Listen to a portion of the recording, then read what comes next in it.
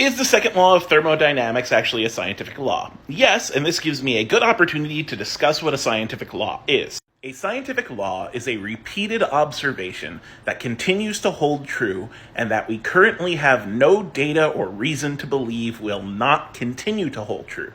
In science, we like to say that a law is what happens and a theory is why it happens. So for example, we have the Newtonian laws of gravity. We just have gravity at our scale. You drop something and it accelerates at 9.8 meters per second. Drop a pencil, 9.8 meters per second. Drop a ball, 9.8 meters per second. We have done this so many times with so many objects over the years that we currently have no reason to believe that the next time we drop something, it won't accelerate at 9.8 meters per second. That is the law. The theory about why it does that, we could go into relativity and curved space-time, or we could go into the edge case of quantum gravity that we're still trying to figure out. But the law is just, we have observed this thing, it always happens in this way. Laws of motion, same deal. And the laws of thermodynamics are the same deal. So second law of thermodynamics, heat always seems to flow into cooler objects. Heat eventually reaches an equilibrium. Entropy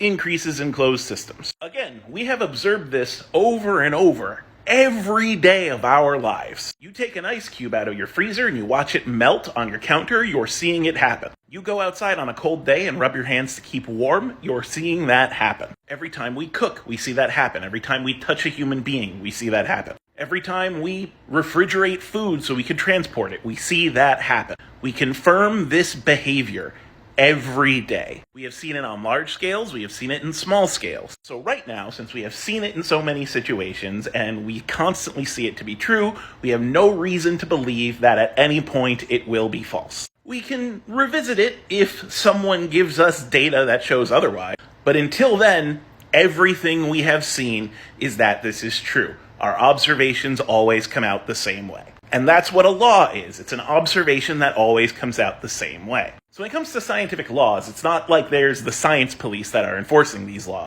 They are just how the universe works. They are things that we have such a preponderance of data for that there's no reason for us to believe otherwise. Now, if someone had a reason, we would revisit them. But because there is so much evidence for scientific laws, you would have to explain every observation that previously was held true by that law with something else. This is why we say extraordinary claims require extraordinary evidence. Even saying something like, oh, we might break that law someday, requires the extraordinary evidence that we might break that law someday. Otherwise, in science, it's meaningless.